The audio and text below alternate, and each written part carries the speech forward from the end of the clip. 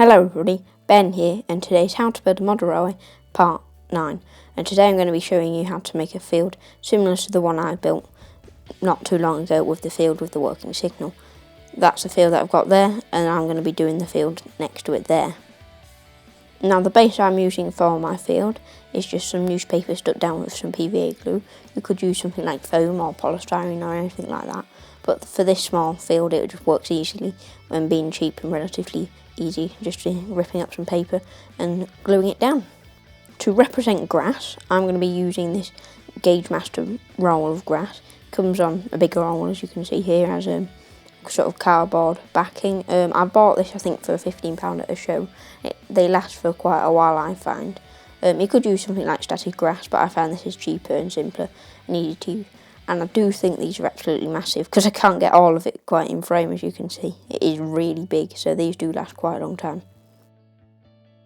To make the outline of the field, a piece of paper was cut to the size I would want it, so then it could be traced onto the grass and then be cut out.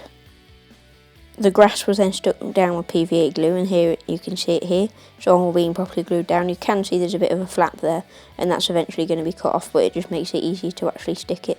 You can see the PVA glue there. But overall, I definitely think this is a thing that is very good to use. It's a lot easier to use than I would say static grass, and you can actually form the, if you use the sort of newspaper method that I use, you can actually change the shape of the grass a bit while it's there, so you can actually make it look a bit more interesting rather than looking like a boiling green. To cut off the little flap, I'm just using a craft knife here, and I just went along here, trying to be careful obviously not to cut my fingers, and it just simply glides through once you can get it on there, and then it should create a reasonably nice clean edge. I went over it a couple of times, but it definitely does look very nice, and it looks a lot more refined, I would say, once you've actually got it like this. Just be careful though to get it and not cut parts that you don't want to, except the parts that are overhanging. Because I'm wanting to add an extra platform to my station, I'm using these two little sort of tacks there to make sure we don't put fencing where the platform's going to go. Obviously that's going to be done later. The fencing I'm going to use is the Pico fencing. It's very nice, easy to use, flexible field fencing, and that's sort of relatively easy to use.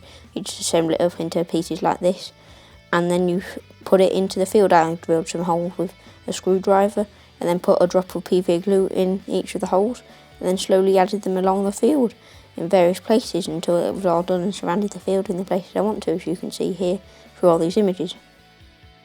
To glue in the trees, a hole was made using a screwdriver, and then a drop of PVA glue was added into the hole, and then the tree can be dipped into that. The trees that I'm using are Gauge Master. I'm very happy with how these actually look.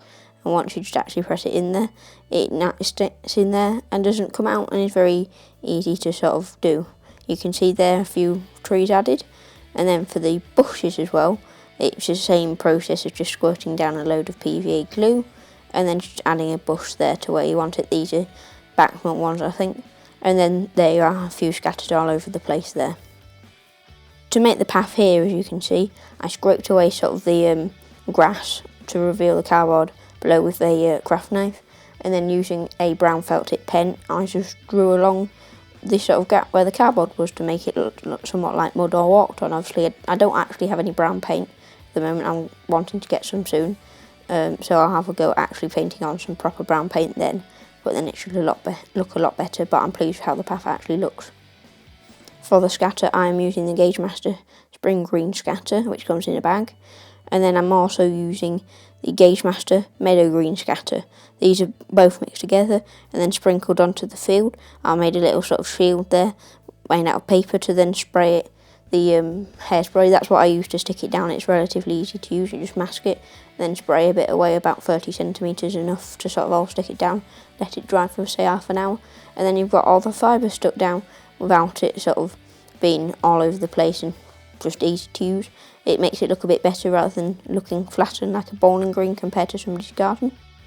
On the path, I'm adding these two walkers here, walking straight to the station. I painted these two figures myself, so they're not the best compared to some pre-painted figures.